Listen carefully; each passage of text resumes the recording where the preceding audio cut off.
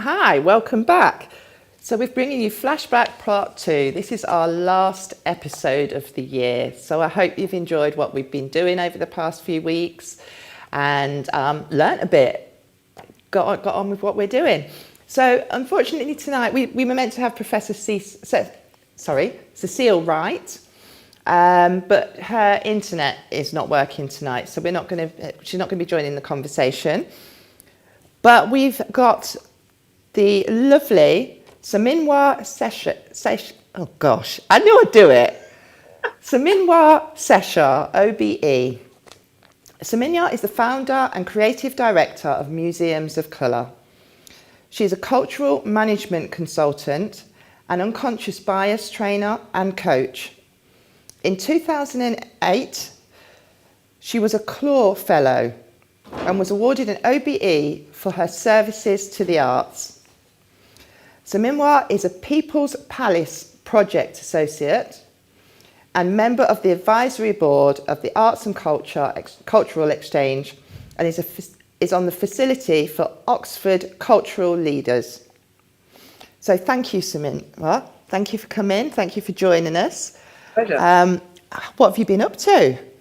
What have I been up to? Well, having a baby organisation at the beginning of the pandemic has been very interesting and quite challenging. But so over the last sort of couple of years, I've been trying to ensure that the Museum of Colour finds its feet, shall we say. So that's been what's been preoccupying me. But prior to that, I've worked in the arts my entire career, really. So started out acting, moved into working in theatres, and then wanted to work cross art form. So moved into arts management. I was at the Arts Council for 5 years, running the Decibel programme as the director of Decibel. I set up local authority culture services, service, not plural. And and I've been a consultant. I love organisational development and structure. But I also, as you've said, I do have an unconscious bias workshop that I have been doing for over 10 years. So can you tell us a little bit about the Museum of Colour? Sure. Oh, my baby. So Museum of Colour is something that I honestly don't know where it came from. I'm not a museum professional.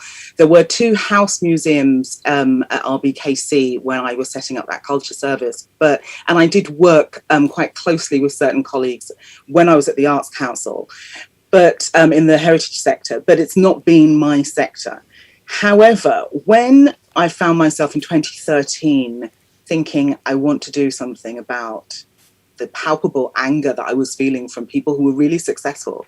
And I was like, if people like Lenny Henry and others who I was seeing and talking to were still so angry, and those are the ones who are successful, how are people who are not at that level of achievement feeling in their careers? And how will we remember them? Who will know about them? And I wanted to do something to address that. And so the term, as you will know, curate, comes from to care. And I said to myself, you know what, we need our own museum. And I don't mean a museum as in a big, splendid space with lots of extraordinary artifacts, although that is important, they are beautiful. What I mean is a space where the people who have, or people of colour who've contributed to arts in Britain, where they feel seen and heard and acknowledged and celebrated, and so that they don't disappear from history. It's really easy for us to drop through the cracks of history. And I thought it was too big an endeavour to take on. But in 2014, when Steve McQueen won the Oscar for Best Film, I couldn't wait to see him with a picture of his, of his gong on the BBC website, and it wasn't there. There was the Ellen DeGeneres selfie, which was staged by Samsung. But that was the only picture that was on the BBC screen. And I was like, I'm sorry, if that was Ralph Fiennes, it will be there. Mm-hmm. And I phoned the BBC, and took them a few hours, but it did go up. And I was like, can't trust you. Cannot try. If we can't trust you to put the picture of a British man winning the Oscar for Best Film, not Best Makeup Artist, Best Film, no denouncing of makeup artists. However, if they're the two biggest Oscars, and if he can't find his way onto the BBC homepage, we need help. So I decided I wanted to do something about that. So from that, are you specifying on British black people, or are you extending it? No.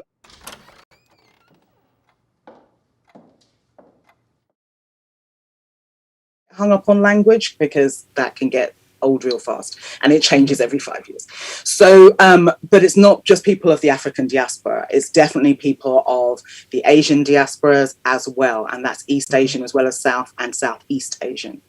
And that's really important to me, because even though I'm incredibly aware of anti-blackness that surrounds us, I also think that I grew up in a time, I'm a child of the 60s, and I grew up in a time where the joining of our voices was a good thing and a powerful thing. It's a place where you could learn, grow, share, and educate each other. And so I find that more interesting.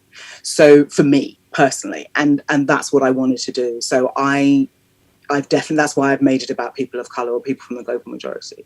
Sure. And I think there's lots, more fun to be had. I'm greedy. Definitely. Okay, so sorry, I'm really interested in the museum colours. I'm going to ask you another question. Yeah, that's absolutely fine. Ask away. I could talk about it all night. So how long have you been working on that? I started working on it in 2013. It took me 5 years to raise any money. But what's been really good is it's given me time to really get the concept as strong and as tight as I need it to be. And so we are going for 250 years. So we go from 1766 to 2016. Brilliant. And we are looking at people who have created here. So they could have come from the Caribbean, they could have come from India, they could come from anywhere, but they have had the bulk of their creative journey in the UK, or a significant amount of their creative journey here. Now, I would love to join you on that. Sorry? I would love to join in on that. I'm not going to lie, it's fun. And so where we are is we're building exhibitions for each of the art forms, but we will also do special exhibitions. The other thing that we're doing is working with contemporary artists of colour to reinterpret existing British heritage. So I'm not going to lie, it's fun. But as you know, with these things, one has to raise the money, one has to, do all of those things. But it feels good. Yeah, I think now, if there ever was a time that it may be achievable, this is the time. So it does feel like if I can't do it now, I would never be able to do it. So fingers crossed. We've got 2 exhibitions up at the moment. We're working on getting one ready for poetry called My Words, and then for dance, which is called A Very British Rhythm. And we've got some really lovely partners who are on board with us. Brilliant. So it's good. Right, well, keep us in mind, April 22. Oh, no, I definitely will. And also, I want to plug our workshops, because we're doing a really interesting project with the Bodleian at the moment. And we've got workshops where people are being invited to vote on what goes into our exhibition next year at the Bodleian. So I will definitely plug those before we end today. Brilliant. No, definitely. I will give you an opportunity to do that. So as we know, this year has been an awakening for many when it comes to racial injustice. And as a result, a lot of people are taking the time to self-reflect, to educate themselves, and to do what they can to help. So this is where I'm really starting this discussion, because I come from the basis that we all have biases, and it's how we deal with those. But I don't want to say too much about my thoughts. I want to ask you, what does unconscious bias mean to you? It's a quite literal phrase for me. So we know whether we prefer pink or green or red or blue. And we know there are certain drinks we like, certain fruits we like, certain foods we won't touch. So we know conscious things that we like and we don't like. What we are not aware of is what's lurking, the things that we don't hold consciously. And that's the same with the biases. So while we may be aware of certain prejudices that we have and we're not proud of, the idea of an unconscious bias is one we don't realize we have. So it's lurking there. It's been informed by the society that we've grown up in. And we may have one set of we may have a moral framework that we hold consciously. But the way that the brain works means we are informed by much more than just our conscious thoughts. And so those unconscious biases can play out and they can inform our actions. So that's my understanding of unconscious bias. Thank you. I'm just losing audio for a minute. We're just gonna go for a quick break because I've just lost audio. So just bear with me for a moment.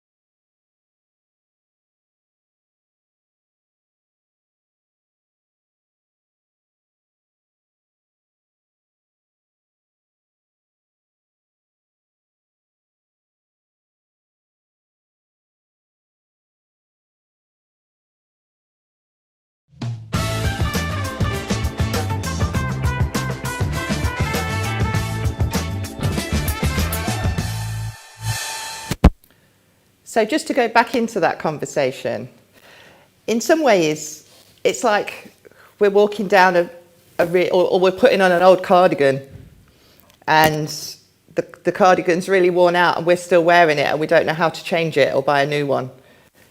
Does that maybe? Yes, I mean, human beings, we have been behaving badly towards each other for a very long time. And one of the contradictions of our species is that it is our ability to work together which has allowed us to evolve and be the superior species that we are at the moment.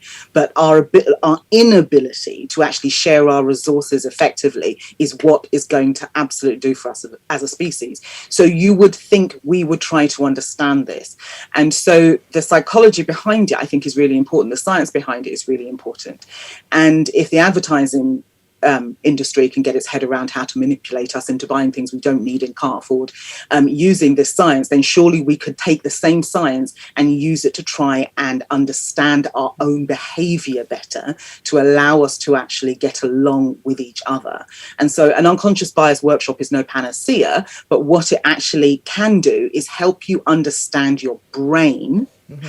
And how your brain could potentially sabotage your consciously held intentions.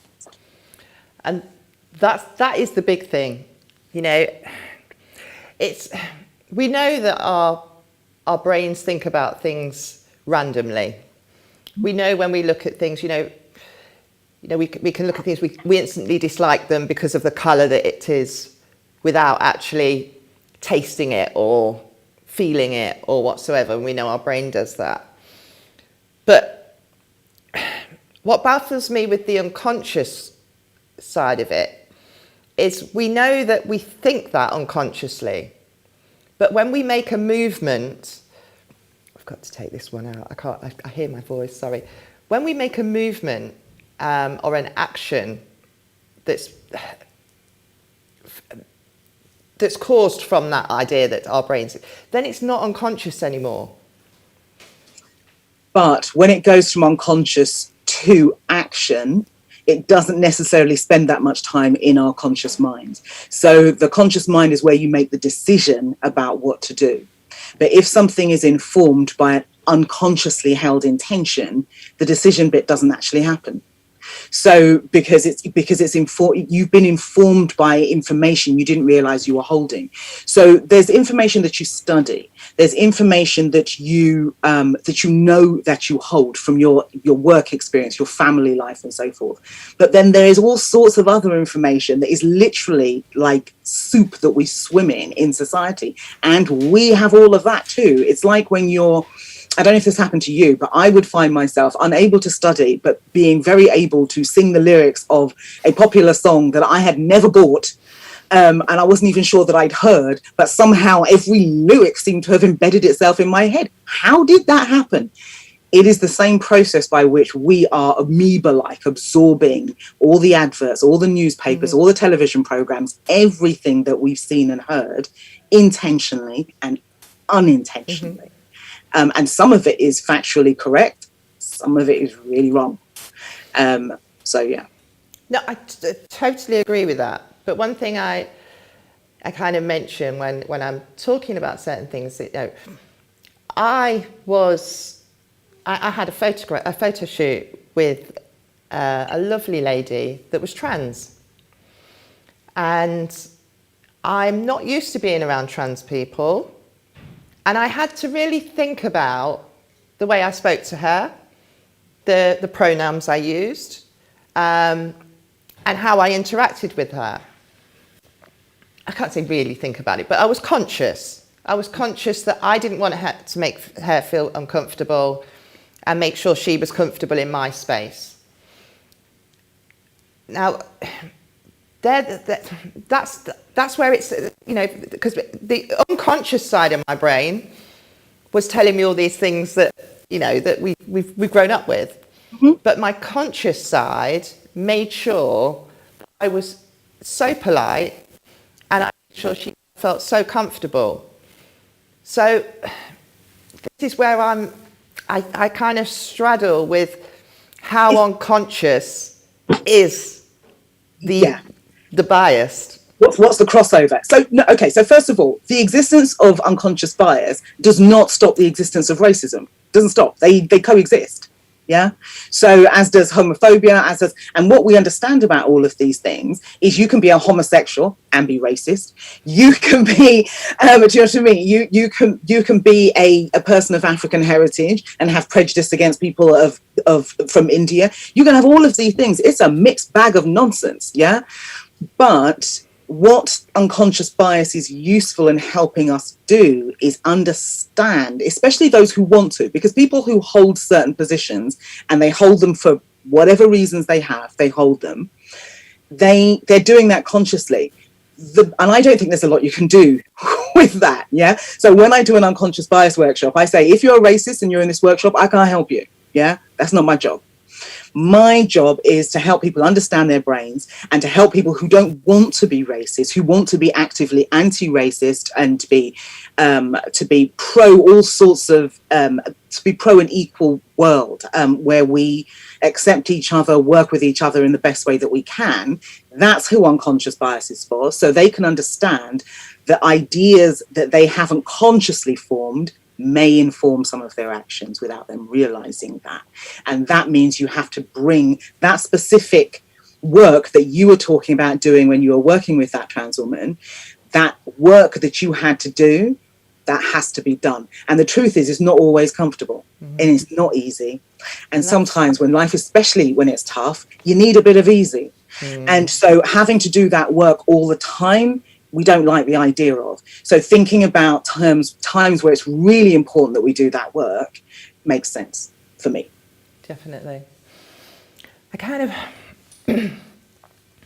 It's interesting that you say that, you know, when you're going into these workshops, you instantly say, if you're a racist, I can't help you. And I think that's because some of the training I've done, I've met the All Lives Matter crew, and I find it very interesting because I think we need to have those dialogues with those people.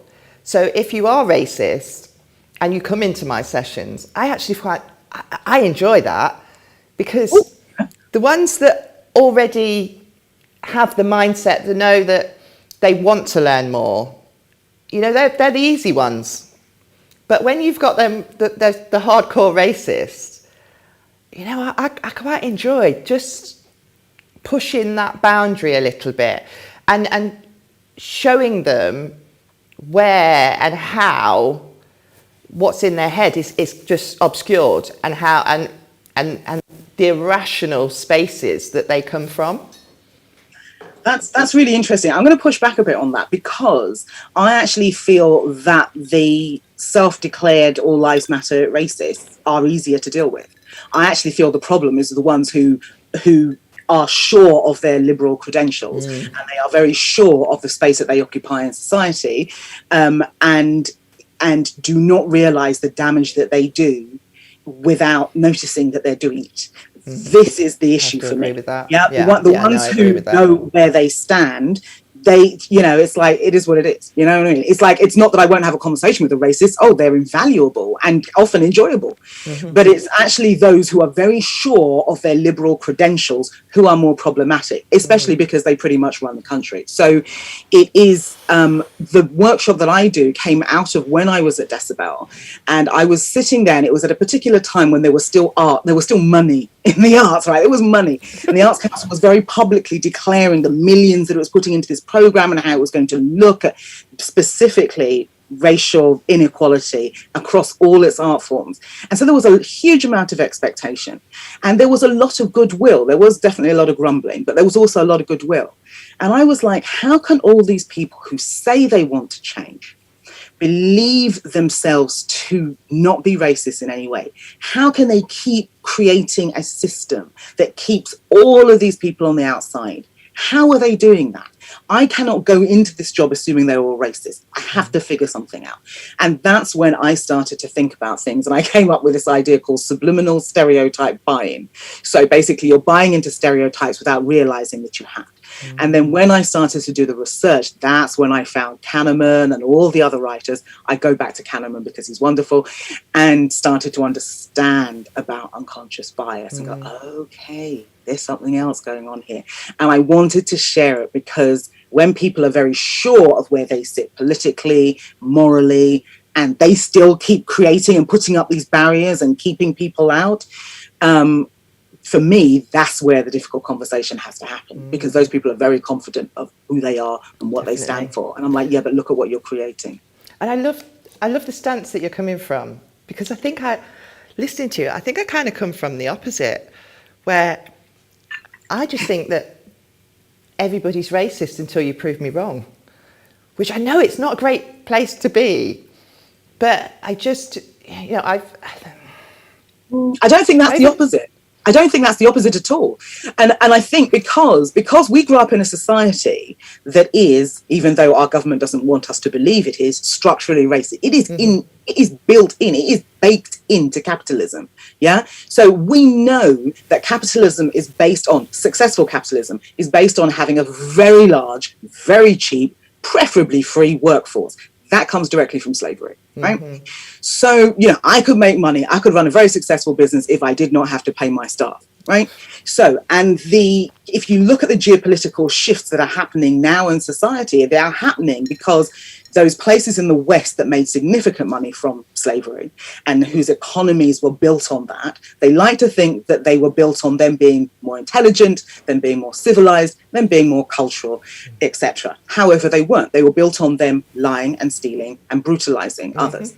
And so getting that free labor and then very cheap labor, there is not that cheap labor source in those societies anymore. Okay, so we're having to be paid. We want living wage. We want, we want perks. We want sick leave. We want maternity leave. And in those societies where they now have larger sources of cheaper labor, they are on the rise. That's basic economics. But in order to keep slavery going, there were certain structures that had to be put in place that are still in place about the worth of different people. And that color stratification that was put in all those years ago is still operating. 100%. So racism is absolutely baked into our society. So, but the people who I'm talking about are the people who think they're trying to unpick it, but they're not. Those are the ones that I think are worrisome. We might be kind of coming off subject a little bit, but you mentioned a point that I found it very frustrating last year, the opinions of people that look like me. And when we're talking about this colour bar, it's explaining it. The cast of paintings that we were speaking about before kind of highlight these subjects. But that implementation of the colour bar that was put through colonisation and really has such a basis on the way we look at each other and the way we deal with each other. And there's no preference. And I found that many people that look like me, I'm going to have to take this out for a minute because I can't get my thought process. Don't realise the privilege that they have. Yes, we are black. Yes, we still have racism that comes against us, but we don't feel it in the same way that people of darker skin do. And I think that really has to come out in some ways, that it's the people of my colouring that really need to stand up for the rest as well as themselves, because I kind of did a talk not so long ago, and I know that when they were first bigger organisations and they needed to tick a box and they get a black person in, if I walked through the door being light-skinned and talking without any sort of accent or whatsoever, I'm midway. They kind of look at me like, oh, well, she knows where I'm coming from. I quite like that, because I know once I get my foot in through the door, I'm bringing everybody else with me.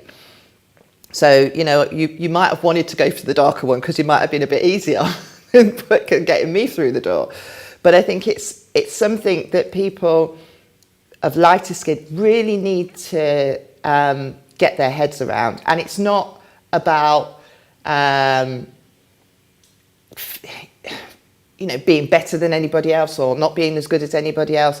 It's just having a knowledge of the privilege that you receive in this country and in the West. Well, you're talking about degrees of difference, aren't you? And colorism is part of that degrees of difference. So there's definitely some interesting work, and I wish I could remember the wonderful woman who opened my eyes to this.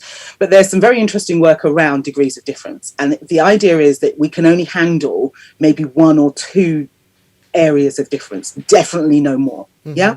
So if I'm a different color to you, I need to kind of be the same class so that we have a similar language. But if I'm a different color and class and gender and sexuality, mm-hmm. then we're in ropier territory, which is why the sector that I come from, the cultural world, has a bigger problem with class than it does, almost not with race. But part of it is part of it because there's an invisible white in front of working class. So when work is done on race, what you're saying is that, yes, you will get lots of light-skinned, middle-class people of African diaspora and Asian diaspora into the sector. Mm. Absolutely. Mm. But what you're not going to get as much of are people from working class backgrounds. And that is of all colours. But who was it? Which prime minister? It was John Major that said there is no more class or something like that. Was it John Major? I'm not that sure. said now classless society?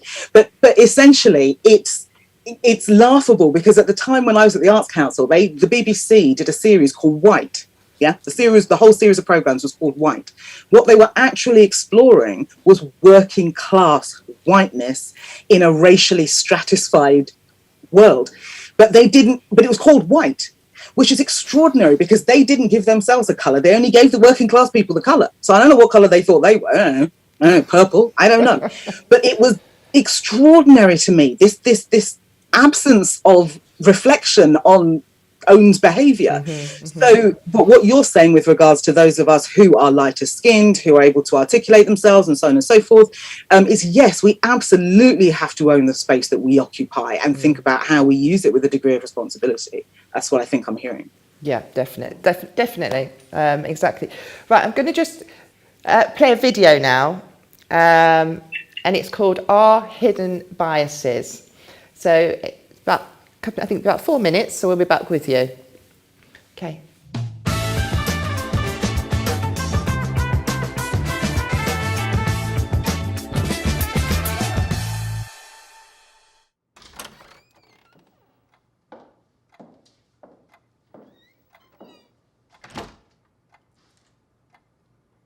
Good morning. How are you? Cool. So, can we talk about how you got here?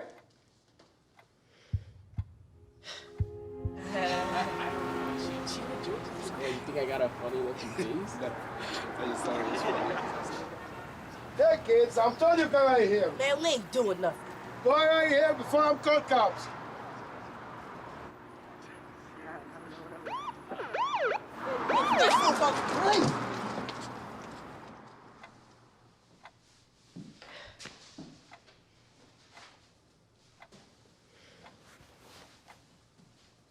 So, you didn't do anything?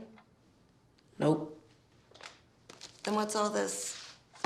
Depends on who's reading it, I guess.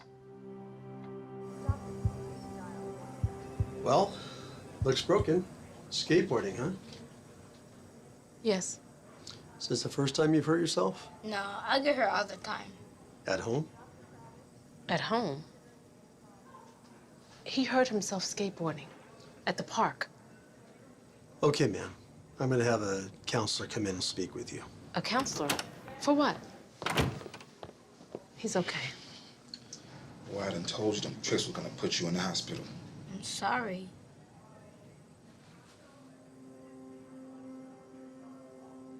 I'm sorry, too. A nurse will be in a few minutes to help you check out. What's up? That doctor thought I did this to him.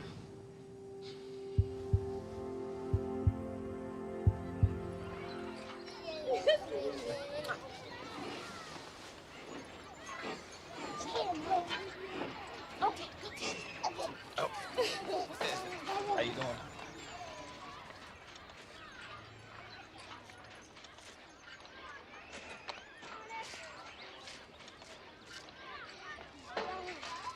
Hi.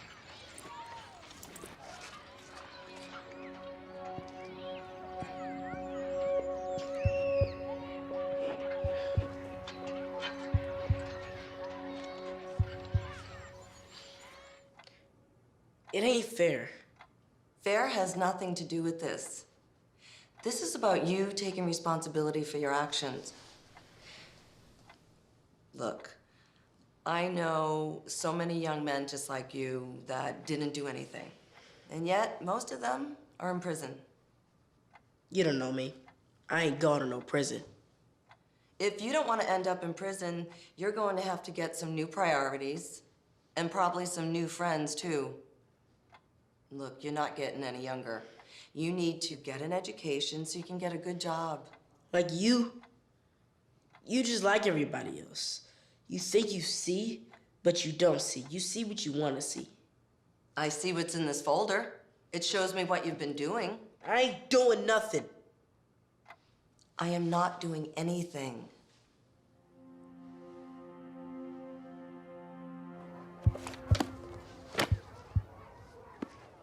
stop. I do nothing. I'm not doing anything. And yes, you were. Get to the timeout chair. Now, please.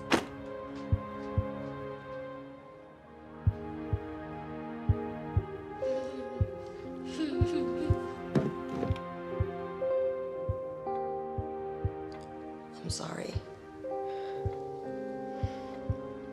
I am so sorry.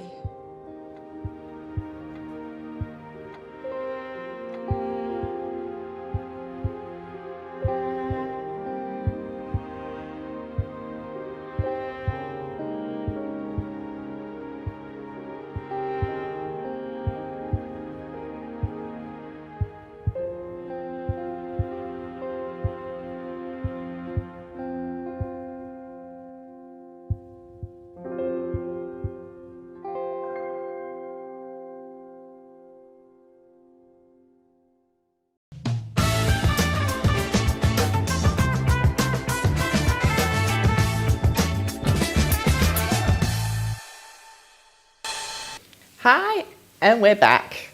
So I chose that video because it showed how those microaggressions done over consistently over time affects your whole psyche as you grow up, what it does to you to have people looking at you as if you've behaved in a certain way or done something in a way just because of the way you look.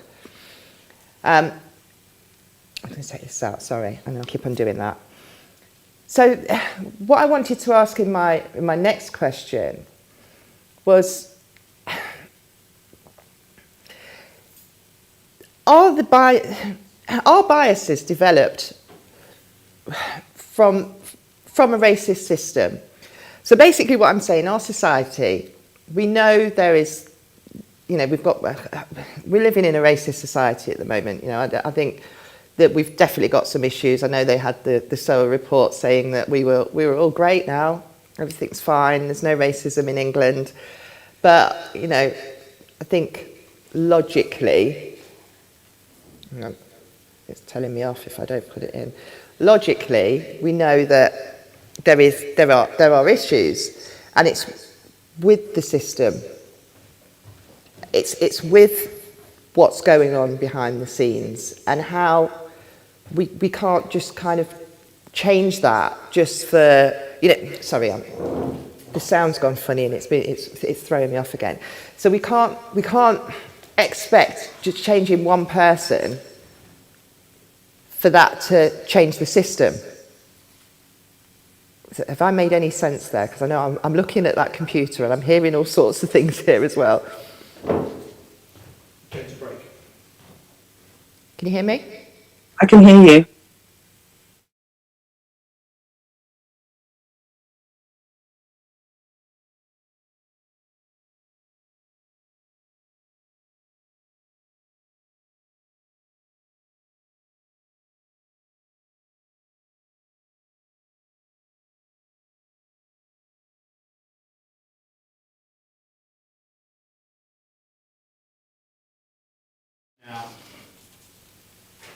So I'll try and reframe that question again. So are biases developed from racist systems? That's the main question. But kind of the feed in on that is, I feel that it's, how do we, because we're going to have to change society to make a difference, to kind of understand the biases, and to do anything different, we have to do more than just targeting the individual. The systems has to change. That's my perspective. What do you feel about it? What's your thoughts? I agree and disagree, because it's individuals that build the systems. So yes, doing it one person at a time, that's very laborious. It's going to take a long time, but I don't think this will be done in my lifetime. I think it's too hard baked. But can we make changes? Can we make steps in the right direction? Absolutely. But I think one of the issues, before we talked about structural racism, we talked about institutionalized racism. And even though I understood exactly what that meant. And I can't, there's been so many reports, I can't remember, was that McPherson's report or was that another report? But anyway, where institutionalized racism became a term.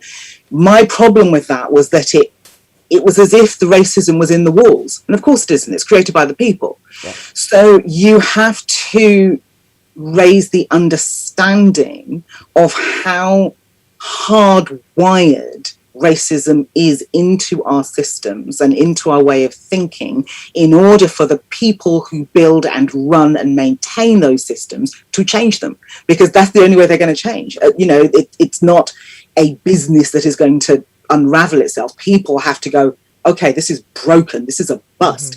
We have to literally break it apart and rebuild it. How realistic is that when we've got a prime minister that says some of the uncomfortable things that he comes out with? It's incredibly challenging, and essentially, if you are in power and the system that we have is working for you, why would you want to change it? You wouldn't. So it's kind of logical that they want to keep it exactly as it is because it's working beautifully for them. However, there's a lot of people who it is not working for, who want to change it and are trying to think about ways of doing it. And interestingly, because human psychology is just so fascinating and we're such emotional creatures, it is often in times of very, very visible conservatism that we do make the changes, because the inequality, the structural inequality in society across everything, including race, becomes so much more visible. And people kind of go, whoa, yeah, that even I can see that. Yeah. And it has to get to that point where there's a groundswell, because we live in a democracy. It has to get to that point where there's enough of a groundswell where people go, oh, actually, you know what? Step too far. That's not who we believe ourselves to be. We're not there yet. We're definitely quite a way off that. But it takes that for things to change. But while people are comfortable with the current leadership that we have, it is going to be people doing things locally, regionally, and making the change where you live, where you work, where you have fun. That's how the change is going to have to be made, because it's not going to be made in a top-down fashion. But maybe that's a better change anyway. I see. I wonder if, you kind of said that we're not there yet. Do you think we've been close to it? Because last year, I kind of described it as this was a movement. This was very much like when Martin Luther King gave the speech about having the dream. It was a time, and things did happen, but it wasn't enough. And that's how I felt last year was, when a lot of people was going, this is the moment. And I was going, this is a moment.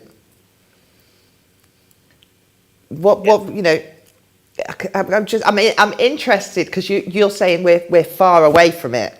So how far?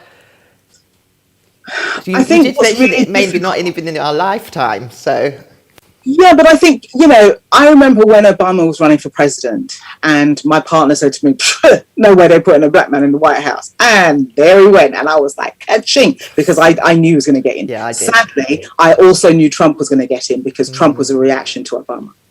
And people don't really want to make that straight line, but it exists.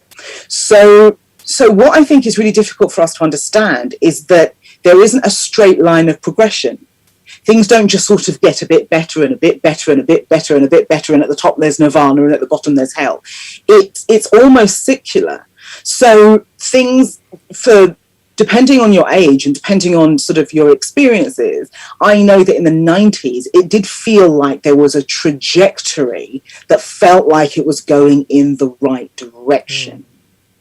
But we are human beings. We are very emotional. And what I sensed was that when things started to become scarce, when the issue of were there enough resources to go around became a problem, i.e. the 2008 crash, things started to go in the wrong direction. It's like, well, we can help you while everything is good, but things are not good right now. So you need to just step back and be quiet because we've got to take care of what we've got to take care of. And that was reflected last year.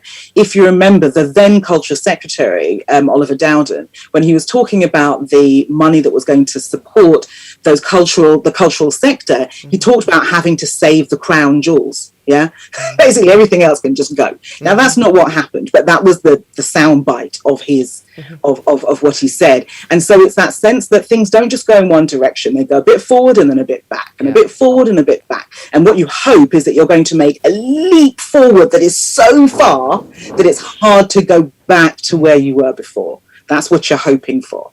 But what we seem to be proving to ourselves right now is that we have to be very, very careful because gains we thought we'd made, we're losing.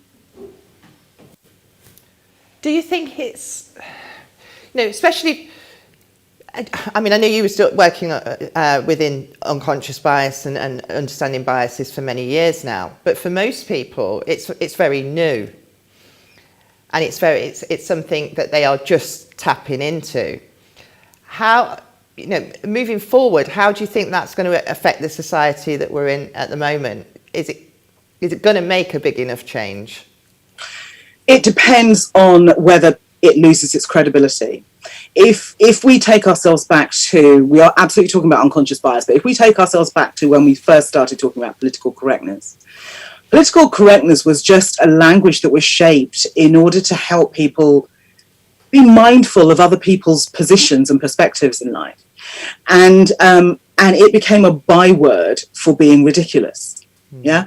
Now, unconscious bias, sadly, could go that way. It may not, but it could, which would be really sad. But I don't think on its own it's a solution to structural inequality. And I do get asked this a lot in workshops. And what I say is that an understanding of unconscious bias can assist in dismantling inequality, because I think you have to understand how it happens to dismantle it. But it depends on the level of the understanding, and it depends on the actions that are then taken. Yeah, so it's a step process. So is it a part of us understanding? How can this group of people who really see themselves as on the side of the good and loving the many and all the rest of that stuff, how can they perpetuate structures that that propagate the inequality that we now have? So that prop it up rather. So, but they do. So if we can understand the role that unconscious bias plays in that, it can help us to take another step forward. But we have to do that before people who don't want society to change because the inequality is working beautifully for them, diss it and make it something that has no credibility. Somebody did say to me last year that they didn't want unconscious bias, they wanted anti-racism training. And I was like, you know what, I'm of an age where there was a lot of anti-racism training, and look at how racist we are now, so I don't know how well that worked. But do you think there's a difference? Yes, I do. Because you can't be racist and I can't be racist. Lots of people go, oh, but you can. No, you can't. Because racism is about power. And how I feel about a white person is going to make zero difference to their life, apart from the fact that I might be rude to them. But it's not going to structurally change their opportunity because I do not have that power. Racism is about power. It's a power structure. And it is set about to keep a certain set of people in power. That's what racism is. Unconscious bias is about how the brain works. So understanding the power dynamic that is racism, whereas unconscious bias, that's an equal opportunity player, and we're all in it with that one. And one of the wonderful things about unconscious bias is, I'm trying to think, somebody asked me once, how can you tell the difference between a racist and someone who's just behaving out of a bias they didn't know they had? You can often tell by the reaction they have when you call them on it. So if you say to somebody who knows they are a racist, whoa, what are you doing? I was standing here waiting to be served. Can't you see me? There is no shock. Yeah. To somebody who hasn't realized what they're doing, they're like, oh my God. And you see it immediately because they didn't realize what they were doing. So unconscious bias, because it's sitting in the unconscious, it's informing a behavior that the person didn't realize. But a racist is doing something on purpose. They've done it for a reason. So when you are surprised by your behavior, what is often happening is an unconscious bias that you didn't know you held is revealing itself to you. And that can happen to any of us. I agree, but don't agree on some of that, because I think, you know, when you tell people, or if you even slightly say, do you know, that could have been racist, and I didn't appreciate that, there's, you know, these heckles go up. You know, it's as if I have called them some, not me personally, but you know, it's as if we've killed one of their kids. But it's okay to have that directed back. So, and I do feel that the unconscious bias it's been played out because of the racism. Yeah, I don't think we're disagreeing at all. I don't think we're disagreeing at all, because we live in a racist society. And like I said, the two exist, they coexist. Yeah. So there is unconscious bias and there is racism. They absolutely both exist. And can people who don't believe they have a racist bone in their body behave in a racist way? Absolutely, without doubt. But what is useful is for people to understand how their brain works if they are actually interested in pulling apart some of this power structure that we have at the moment that is making the inequality persist. So, and that's where unconscious bias comes in. So it's, you know, unconscious bias. You talked earlier about colorism. And there was a wonderful woman, I can't remember her name, I think she was from America, and she was on Woman's Hour with Jenny Murray. And Jenny Murray clearly had this guest on against her will, because she showed no interest and no understanding in colorism. But colorism really plays out its biases in that you will see first through the doors, like you were saying, light-skinned people, well-spoken people. The closer you are to whiteness, the more acceptable you often, not always, but often are. And so colorism absolutely plays out some of this, but they coexist. It's not either or. Okay, right, I'm going to go in with the next video, and this is called Blind Spots, and it's about challenging assumptions. So when we look at each other, those assumptions we have. So.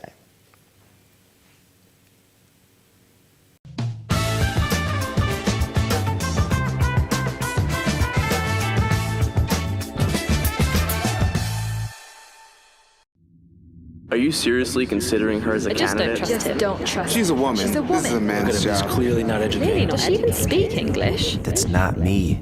I'm not like that. You call it an honest mistake. Science calls it a blind spot. Our unconscious mind is a mysterious and powerful thing. It makes 90% of our decisions without us even knowing it. Our brains are overloaded with 11 million pieces of information every second. Yet we can only process about 40 of them. So we're wired to make cognitive shortcuts, using past experiences to make assumptions. And you know what happens when we assume. Our unconscious mind can put us on autopilot, determining where we sit, who we eat lunch with, who we turn to for advice, and who we choose to offer a helping hand. Living our lives with blind spots can put us in a tunnel. Same point of view, same decisions, same outcomes. We can find ourselves trapped in the land of snap judgments and misconceptions. We've all been on both the giving and receiving end of blind spots. Think about it. Who's talented? Who's able? Who can I trust? Who belongs? We've all been there. Blind spots are part of the human condition. Our choices have consequences for us and the people we interact with. By accepting that blind spots exist, we can stop. Imagine what possibilities exist if we could do it all over again. Different perspectives, inclusive relationships, diverse networks, better outcomes, seeing people for who they really are. People like you, with unlimited potential. We all have blind spots. Once you accept that you have them, you can choose to do something about it. It's time to check your blind spots and focus on what's possible.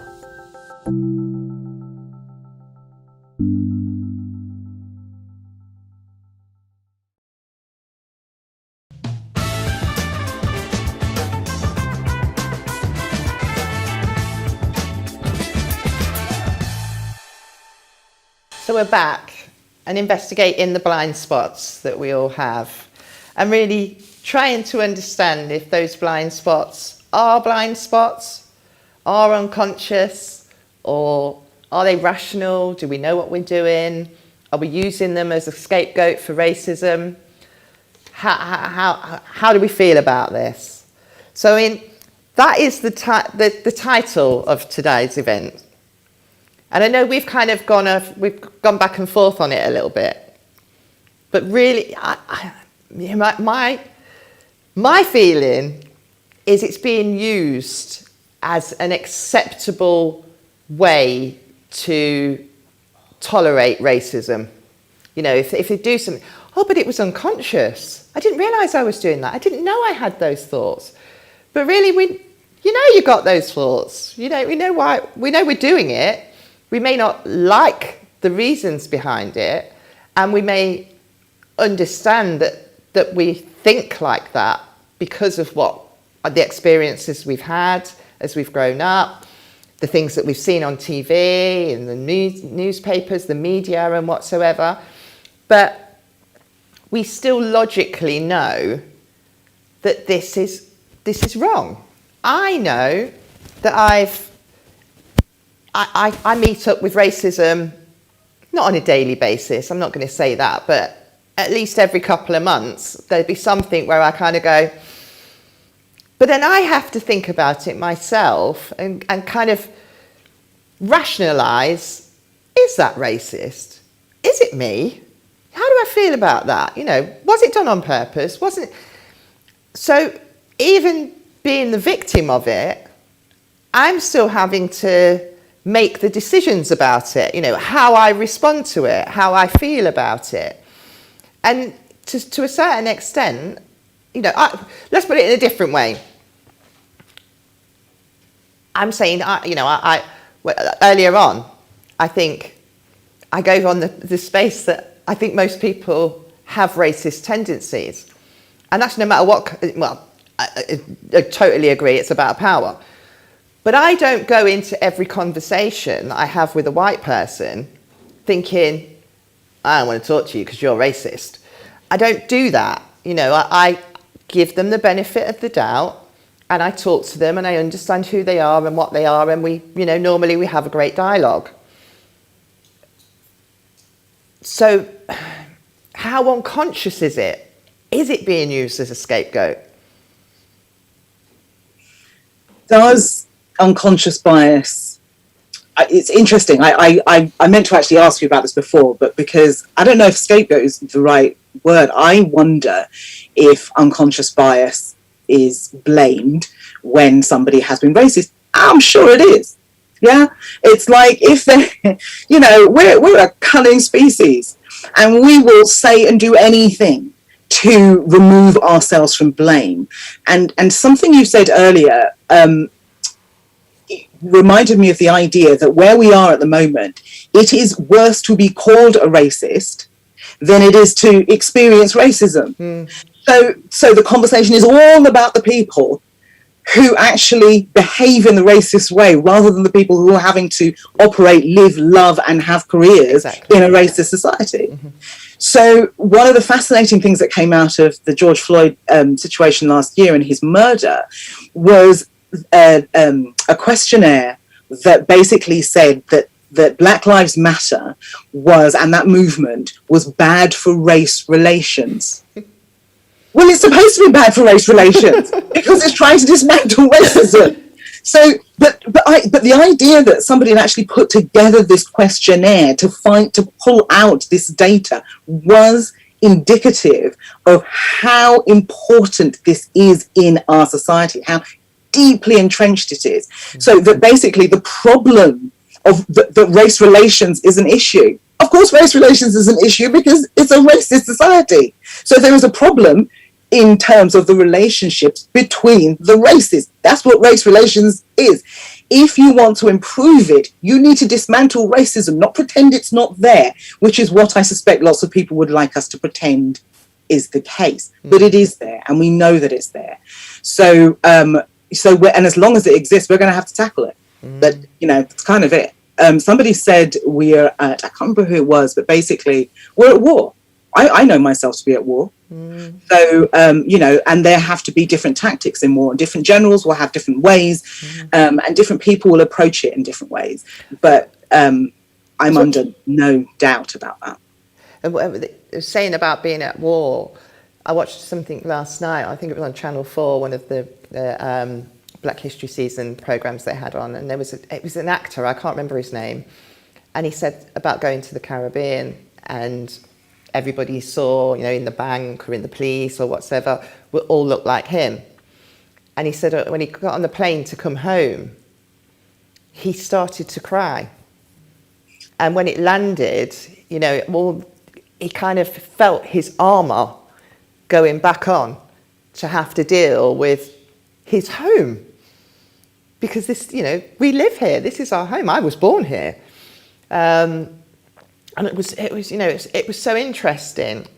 But I think every one of us that has been back to the Caribbean or Africa or wherever you're originally from has that feeling. I remember going. I say that because I'm from Trinidad. My family's from Trinidad, and I know the first time I went, which was over 20 years ago, when we went into the banks, most of them were light skin, which was really like odd. Now it's very different. Times have changed, thank God, out there, and it's very inclusive all over. But that colour bar still lasts over there. I've gone off subject though. So back to the subject matter. How do we acknowledge the links between unconscious and conscious? I think I've asked the question already. I think I asked it before. How do we acknowledge the links? Really?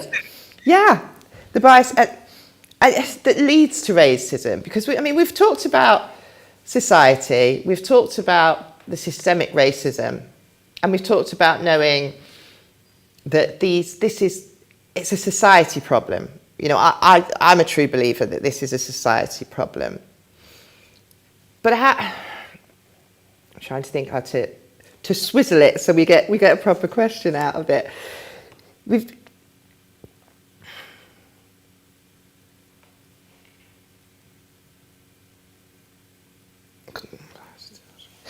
I think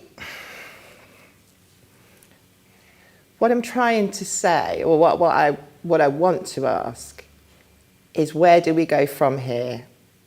What is the next space? If we are acknowledging that we all have unconscious bias, and we know that there are elements and there's people like yourself and that are trying to change this, but the deep-rooted racism that we live in makes it hard to believe that it is unconscious. And how do we change that? How do we kind of say, all right, okay, I'm going to give you the benefit of the doubt. This is unconscious. Let's move forward. Let's understand where we're going. So that's a great question, because it's about going forward, and it's about how do we create something better? How do we improve the society? How do we change the relationships between the races put them in a positive direction? And also, some of us do not actually have those problems in terms of the relationships with each other, and there are wonderful relationships across the races. But as a society, we do have an issue. So how do we address it? I was thinking about the fact that I don't actually do unconscious bias workshops one-off anymore. I tend to try and work with people over a period of time. But one of the things that when I was thinking about, why are you trying to build this museum, Samenua? What are you trying to do? I think there's two things that help us change things. I think that's understanding about how we got here, and I think it's trust. Because you mentioned something earlier, and one of the things about racism is pernicious, because you never actually know. Unless somebody calls you the N-word or says something really explicit, you're never quite sure if it's racism or not. I got in a cab, and the cab drivers usually chat. I live in Folkestone, taking me to the station, and I said a couple of things and nothing. I said something else, nothing. I said something else, I put the money on the thing, and I got out of the cab, and the cab driver didn't say a thing. And I knew that that was about my race, and nothing had been said. I just knew it. Yeah, there was a hostility, there was an air, it was horrible, and I knew it. But if I were to say, oh yeah, my cab driver was racist, they would say, how do you know? Yeah, because it's a feeling, it's pernicious, it was there in the silence, right?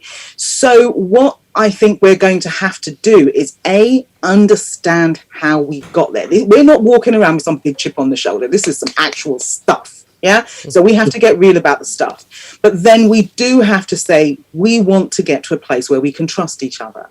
Yeah, where I can be in that cab and trust that he had toothache and not that he didn't want a black woman in the back of his car.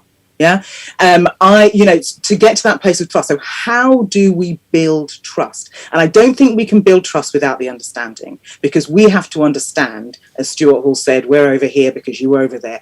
Do you know what I mean? We have to get to the place of understanding, and that's what lots of us who are working in the cultural and the heritage sectors are trying to do, is get to that place of understanding. So, okay, this is why we are where we are. This is where we are now. How do we move to this better place? What can I do that will help you to trust me? What can you do to help me to trust you? How do we build trust in each other? And that actually just makes for a healthier society. So I think those are the questions we need to ask ourselves. What creates a better understanding of why we are where we are? And then how can we take that understanding and move to a place where we trust each other more? I'm not saying I have the answer, but I am interested, if anybody is listening or watching and wants to come talk to me about it, please do, in how we actually work on trust. How do you get to a place of trust? I think that's important. Yeah, I mean, I was discussing this only yesterday, that you can't build trust until there's accountability. And at the moment, I mean, I was at an event only, was it last night? Oh, I'm losing days. It could have been last night, could have been the day before. It's my age. And the gentleman got up and said, you know, we've got to put this in the past, and we've got to come together and move forward and shut the door and just start a new thing. And I had to just stop and say, there's no accountability. You would not have said that if this was a Jewish audience. But because it's black people, you seem to be okay to tell us to, come on, shut up, ignore the past, let's move forward. Well, we're doing really well now. We're really trying hard. That's not the case for me. I think until there is some accountability of what has been done in the past and what is still being done, we can't build trust, because we're still being lied to and we're still being kind of not acknowledged. There's no acknowledgement that what we're saying is correct and things that need to change. It's a big question. It's a big question. I think, and it's a big ask. Trust is the one. Yeah, it is. But we're a long way from that. So how do we get towards it? And what you said to the person who said we've got to put that in the past. Well, we would happily put it in the past if it wasn't here anymore. But the problem is it is. So it is not in the past. It is right here with us now. When I woke up after that football match and I heard that the 3 black men had missed the penalties, I hadn't watched the news. I said to my brother, "Oh Lord, yeah, every black person knew what was coming." Yeah. And so we're clearly nowhere near the place where we can build trust yet, because we all knew. And it was so, but we have to get to the understanding. So I think for me, there are 3 steps. One, there has to be an understanding. So this pretending, this whitewashing, this nonsense history that we have been taught, no, we need to get real about the history. So people in heritage, people in the museums world, archives, step up, because we have to do this. Now, watching what happened with Corinne and the National Trust and so forth shows what there is a resistance to that. However, colleagues in the heritage sector, we're here. Let's do this, because we have to understand what has brought us to where we are. Then, as you rightly said, there needs to be accountability. There absolutely has to be accountability. Kwame Kwei-Armah wrote a play called Statement of Regret. It was part of his triptych. And in that, he talks about, that play is about accountability. Yeah, so Statement of Regret, there has to be accountability. Then you build trust. It is a 3-part exercise. And we're still at the stage where we're trying to do the understanding. At this point, can I plug my workshop? Yes, of course you can. Go with it. So we're working with the Bodleian on a project called These Things Matter. And they were interested in looking at how they could build an exhibition in a collaborative way. And we're looking at finding a way of working with museums, libraries and archives where we bring contemporary artists in as they're part of that. So when I asked, how do you put on an exhibition? They were like, well, an academic or a curator will put in a proposal, it goes to the exhibition committee and they decide. Well, you can imagine how diverse that process is and you will know. Yeah. So I said, could we try and do it differently? So we are building a small exhibition that we're hoping to tour called These Things Matter, and we're doing it collaboratively. So we have worked with independent researchers and thinkers to create some themes that have then been given to curators at the Bodleian, who have then gone back to their collections and looked at them with different lenses. Out of that looking, they've created a long list of artifacts and documents and so forth. And what we're doing is we're inviting people to come to workshops and vote on which items from that long list should be in the short list that's going to make up the exhibition. And then the short list is going to be turned into commissions. So the actual exhibition will be the original item and the artist commission. So anybody that comes to the workshop gets a vote on which items should actually be in that exhibition. And then we will be commissioning artists to decide how they want to interpret that particular document or artifact, and the combination will be the exhibition. So it's an experiment in process, but it is also an experiment in shifting a little bit of power. And with your museum's background, you will know small steps, but it's interesting already. Definitely. And I think we've got to start thinking outside of the box when it comes to how we deliver these exhibitions. And I think that's a fabulous way to look at it. And I'd love you to invite me to the workshop. I'll definitely come down and be part of that. I absolutely will. Anybody follows us on Twitter or Insta, you will see the invite and the Eventbrite link there to come join us. There's 3 more. And we are looking at how slavery and empire was continued, not how they started and how they finished, but how they were continued, what emotional manipulation was put in play. I like that. Keep things going. These things lasted for a long time. That wasn't by accident. We human beings are receptacles of stories, which means that we are vulnerable to manipulation all through our lives. So what emotional manipulation was used to maintain these power structures? We need to have a proper conversation after this, because I've got so many questions. There's so many things I want to ask you. Like, can we do this? Do this? So that's the process. It's fun. Come to the workshop. No, I will do. But it's been fabulous talking to you today. I've really appreciated it. Your knowledge is amazing. And I just thank you for being part of our final flashback. Well, we're calling it part 2. We did part 1 last year. And we went right the way through the ages of British Black history. So we did centuries every week. And it was just really interesting. We had a lot of fun with it. This week we've kind of made, this year we've made it a bit more focused, because we've had a lot of different events out in the public as well. So, but thank you so much for being part of it. And now I've got your email and your phone number. You can't get rid of me. No, it's my pleasure. What you're doing is absolutely fantastic. Long may it continue. Yeah, no, thank you very much. Okay. So I wanted to just finish on the note that we all have unconscious biases, and we have to acknowledge those biases. And by embracing them, we can learn to do things better in the future. But by not addressing them, we're leading to a very dangerous society. So from me at Opal 2022, remember the name of my own organisation, Arts and Edutainment, thank you for staying with us. Thank you for watching, and we'll be back soon. And thank you to the funders from the Arts Council, and we'll look forward to seeing you on the other side.